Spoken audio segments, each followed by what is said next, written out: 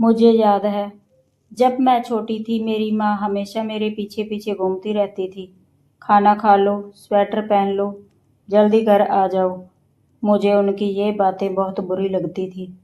मुझे लगता था कि वो मुझे कंट्रोल कर रही है। मैं अक्सर उनसे चिढ़ जाती थी और कभी कभी तो गुस्से में कह देती थी, माँ, आप मुझे चैन से क्यों नहीं जीने देती। माँ बस चुपचाप मुस्कुरा देती थी।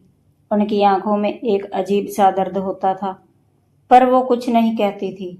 वो मेरे लिए मेरी पसंद का खाना बनाती, मेरे कपड़े प्रेस करती और रात को जब मैं सो जाती तो मेरे सिर पर हाथ फेर कर चली जाती। मुझे लगता था कि ये सब तो उनका फर्ज है, इसमें कौन सी बड़ी बात है। वक्त गुजरा, मैं बड़ी हो गई और मेरी नौकरी शहर में लग गई। मैं अपनी जिंदगी में इतनी मशगूल हो गई कि माँ को फोन करना ही भूल जाती थी। माँ कभी कभी फोन करती तो मैं कह देती, माँ मैं बिजी हूँ, बाद में बात करूंगी। एक दिन जब मैं ऑफिस में थी, मुझे एक फोन आया। मेरी माँ को दिल का दौरा पड़ा था। मैं बदहवास होकर घर भागी, पर तब तक बहुत देर हो चुकी थी। माँ मुझे छोड़कर चली गई थी। माँ के जाने के बाद मैंने उनके कमरे को साफ किया। वहाँ एक पुरानी अलमारी थी। जब मैंने उसे खोला तो वहाँ मेरी हर छोटी बड़ी चीज करीने से रखी हुई थी। मेरा पहला खिलौना, मेरी बचपन की ड्राइंग और मेरी हर वो फोटो जो मैंने उन्हें भेजी थी।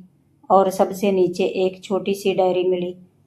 वो माँ की डायरी थी। मैंने उसे खोला तो मेरे पैरों तले जमीन खिसक गई। उसमें लिखा था, आज मेरी बेटी ने मुझसे बहुत गुस्से में बात की। मुझे बुरा लगा, पर शायद वो काम की वजह से परेशान होगी। भगवान उसे खुश रखे। एक और पन्ने पर लिखा था, आज मेरी बेटी ने मुझे फोन नहीं किया, मुझे बहुत याद आ रही थी। शायद वो बिजी होगी, कोई बात नहीं, मैं कल करूंगी। और सबसे आखिरी पन्ने पर लिखा था, मेरी बेटी अब बहुत बड़ी हो गई है, मुझे खुशी है कि वो अपनी जिंदगी में खुश है।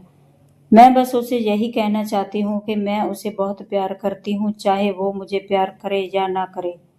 मेरी आंखों से आंसू रुकने का नाम नहीं ले रहे थे।